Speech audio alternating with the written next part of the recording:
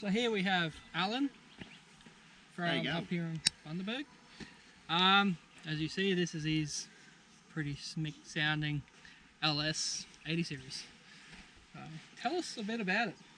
Yeah, okay, so it's actually my dad's old car. I brought it off him a couple of years ago. He had it built here locally in Bundaberg from Powertrain. It was one of their first conversions they've done. For the LS? For an LS into an 80 series. Running a stock 80 series gearbox that's been enhanced for having the LS. So bigger valve bodies, stuff like that. Oh, auto. Yeah, so it's an auto. Beauty. Yeah, electronic one too as well, so also runs the copy shift. Right. Manage it. Yeah, had it for a couple of years. Runs pretty good. That's computer? Yes. Right. Yes, from Wholesale Automatics. Oh. Yeah. Beauty. Yeah. So drive alright? It does. It does. Wanders a little bit on the road with the mud terrain, so they are quite old tyres. We are looking at upgrading them soon, hopefully. I'm in the same boat. Yeah. Yeah, so I suppose a little bit more about the car. Yeah, come from Agnes Water from a young bloke. So it's somewhat local, regional? It has been, yeah. Yeah, it's been local in the region for the last 15-20 years. I'm just carrying on the tradition and keeping it in good condition and still using it, but not abusing it. Yeah. Yeah. So the main issue with four grass, people get them, they thrash them. And, that's right, yeah. Well, not so much thrash them, they thrash them past their point. Yes. And then they don't recover, or you stress the body or the chassis and you start having issues with stuff breaking and snapping. That's right, yeah. But it looks pretty well set up. What's under? So underneath we've got 4-inch spring. Right. And I can't remember this. I think they're old up dogs, I'm not too sure. They are quite old chockies, they do sag a little. They look like an Oztec or something. Well, they might be Oztecs, they are quite old. I know, that kind of looks like what's under my dad's truck. Yeah, they do work. Yeah. Steering dampener, of course, being such a high lift, it does need steering dampener for roadworthy legals. Yep. So it makes the steer a bit nicer. It's also got the freewheeling hub kit. Yep. Yep. There's no diff locks. No diff at lock. all. So it's just a standard centre diff lock in the auto gearbox. Yep. Which locks it through between front and rear. That was pretty standard in everything except for the HZJs. That's right. Diesel. Yeah, that's they right. come out freewheeling and actual four-wheel drive. Yeah, and it works quite fine. It works beautiful. I've never had a problem with it. Beach driving, mud, climbing hills. Right. Haven't need diff lock yet, but touch wood.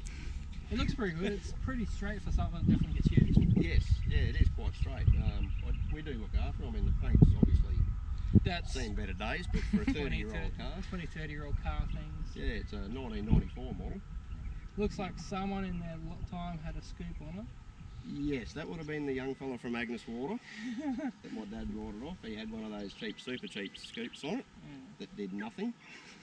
We've all had one of them Bluetooth scoops. Yes, yes. Unfortunately, we thought it didn't look good because it is not a Nissan Pulsar. And it is not a Nissan Patrol either, so... How's the LS go with the snorkel? So... Does it restrict it, or...? In the past, the way it was set up, yes, it did restrict. But at present, I have got... Wi-Fi. I've just got a, air cleaner inside because I haven't got to the point of building a custom box for it. Yeah. Because the air conditioner is set up high, the original airbox can't be used. Yeah, so I've actually seen this on some other pages who are around the southeast Burnett and whatnot. Yes. With the LS and an 80 series. There is an airbox out there. It's round. It's his name. I think it's Boost Cups or something. Okay. Check him out. Yeah, he's literally got 2 80s in there, and he's just done a patrol. Okay. But the 80 had the high. It was high mount. Yes. And he had a big round airbox around. Had multi-stack, so it could actually rotate to where you wanted it.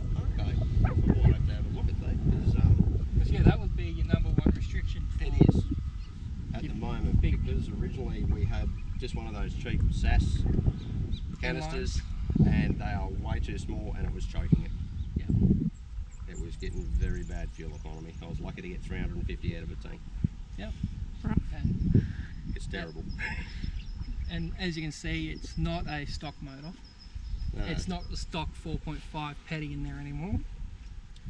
No, so this is it's an LS1 out of Holden Crewman. Not a normal VYSS. No, so the Crewmans actually have a better tow cam because they're a ute. Yeah. They have a slightly better cam for download torque as opposed to the Commodores. Right. Yeah, which is good. Aside from that, power steering, that's still standard.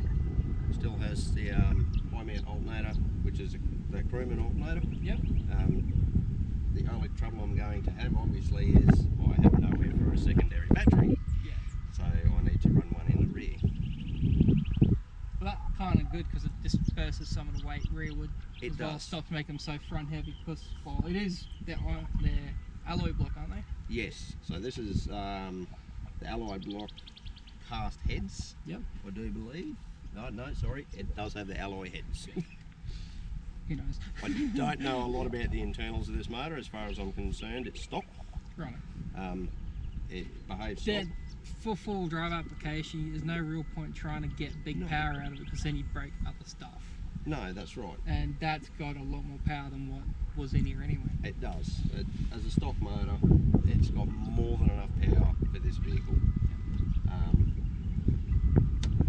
Big Land Cruiser radiator definitely keeps it cool. That's a HZJ radiator? Yes, so I do believe this is actually the original one out of this vehicle. Oh right, so it's an FZ radiator. Yeah, so it's an FZ, so this was originally the petrol one. That old motor, obviously she'd done a few miles and a couple of head replacements, and yes, it was getting a little tired. That's why the LS got put in. Something a bit more grunty. A bit more grunty, yes. Without paying stupid money for a rebuilt motor. And that's right, yeah. Cost effectiveness at the time. At the time, yes. So in the last 2 years, obviously, with fuel costs going up. We all feel that. We all feel that. Yes, so it's restricted my movement in this vehicle somewhat. Obviously, the alloy bull bar on the front keeps the weight down. Yeah. A lot. I have looked at steel bull bars they're quite hard to come by. It's stronger, but it does add a lot of weight. Yeah. My main concern is going to be fitting a winch to this vehicle at some point. Being an alloy bull bar, I'm not too sure how I'm going to go about that. Well, you'd probably have to go to a internal cradle off your chassis, and then the bull bar's just out the front for ADR compliancing and stuff.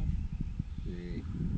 Unfortunately, this bull bar sits here nice and neat and tight, so it's going to have some chops done or moved. Yeah.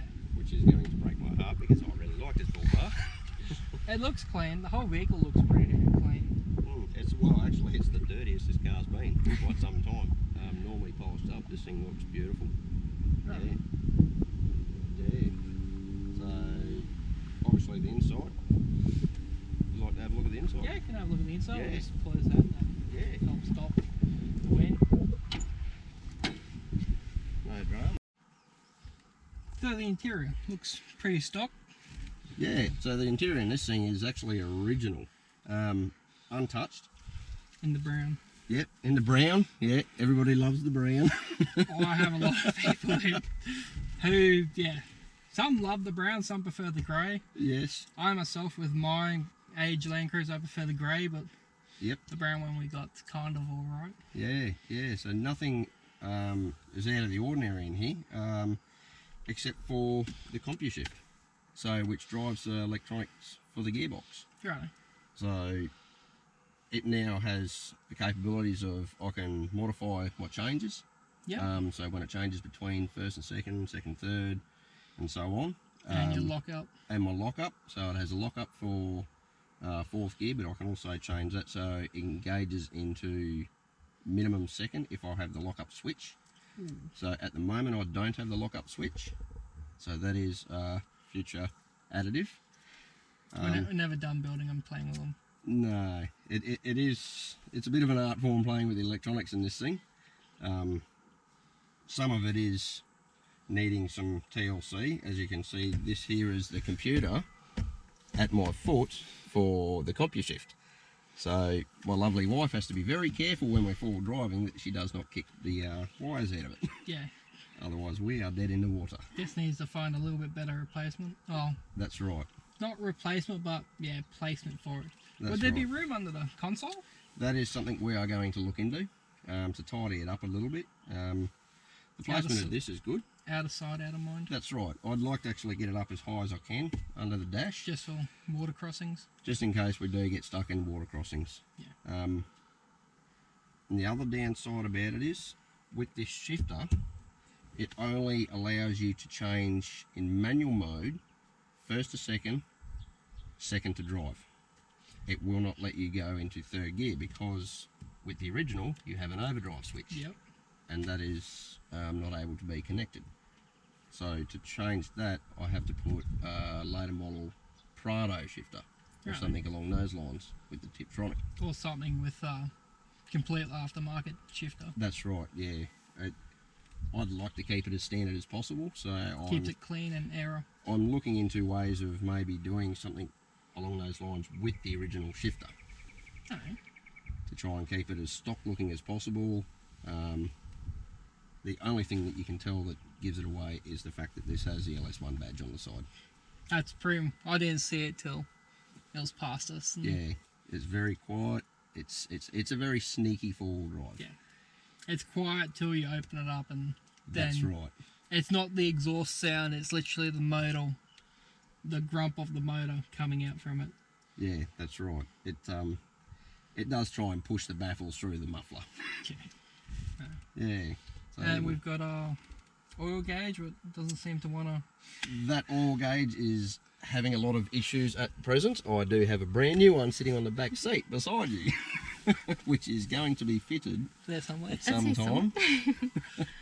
I've had a lot of issues with finding proper switches for it. Turns out they have a tapered thread on the original Toyota switch. Great. So, and because it's got a Toyota gauge up on the dash, it runs the Toyota oil pressure switch on the motor. So for an aftermarket gauge, I have to run a tapered thread, and they do not have that. Yeah, pain in the ass. Yes. Another one of them little Toyota things. Every car company does it. That's right. Yeah, it's just a little niche that they add in so you can't change things. Yeah. Nothing a tap and die set won't fix. Yeah. And you've also got UHF, they're sneaking in under the radio. Yes, yep. A lot of people place them there, just wedge them in. And yep. Yeah, so this one's an old school one. It's an old 40 channel. It is much in need of replacement. She has seen a lot of miles and it has been kicked around the car quite a few times on rough roads. Damn. Yeah, it's seen better days. Yes. And then you've just got a brake controller, obviously for towing. Yep. So that brake controller, it's an old school one, obviously. I don't actually know what it's a. Looks like the one I had. Yeah, it's looks like the one I had in my first cruiser when I ripped out my dad's old work truck. Yes, it's an old school one. It will be getting upgraded for the Red Arc Tow Pro Elite. That's what I've got. So the little dial on my dash is. Yep.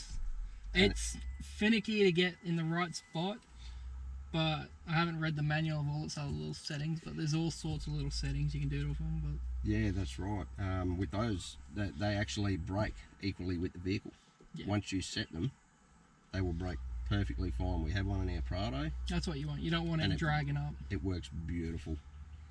Yeah, it works really good. So everything works, obviously. So aircon, everything is still as a standard Toyota. Factory electric mirrors. Yep, factory electric mirrors. And what's the little red switch for? So that one there is for the spotlights. Oh, yep, spotties. Yep, so they're just cheap King's spotties. Yeah, they work. They work good enough to find something better and budget. That's right, yeah. And then up in the roof, we've just got your sub tank and your usual altimeter. Yep, yeah. So all that still works good. It's still stock. So that is a stock Toyota sub tank. Stock Toyota sub and a stock main. Yep, and a stock main. Originally, this vehicle with the petrol motor had dual fuel, had gas. Right. So when it was converted over to LS, we had to find another sub tank and then put all that in, which was somewhat difficult to find the parts, especially in good condition. Oh, it's how fun. Yeah. Luckily there is a lot of, I don't actually know, I think they actually keep the tanks on the chassis when they do their 80 chassis conversions. Yes, that's right. Yeah. 80. Yep. Yeah, it's still the same, so you just hit the sub-tank button. Transfers. Tanks. For your LS, did you have to put a pump in the tank? Or was the factory... I don't know what's in the factory tanks, if they have a pump in them for the 4.5. I do believe this one had the electric pump in the tank. Yep. But I think it's been modified and it's had a... Yeah, it's gone a bigger pump. Because you can really hear it kick in when you put the ignition on there, so... Yep. Yeah, it works quite well, and it has the fuel pressure gauge up in the engine bay. On the end of your rail. Yep. Yep. So is it, being that it's all still stock under there, it's then a deadhead system? So it only fuels to the tank, it doesn't return? I do believe so. Yep. Yeah. Yeah, a few more sticky pads on the dash mat. Definitely. That looks a Toyota original dash pad. It is. So there used to be, at some point, someone in their bright mind thought it was a good idea to screw a Navman to the dashboard. That happens so often. I know, that's why it has a dash mat to cover that hole. Just another shitty old dashboard, who cares? Yep, that's right. Try and find one today what's not all cracked up or smashed up with holes in it. Yeah, that's right. This thing has no marks at all except for those two little holes. And it is heartbreaking. Yes. But no worries, thank you for that, and we'll catch you on the next one. Don't forget to like and subscribe, and catch you all around. Thanks for watching.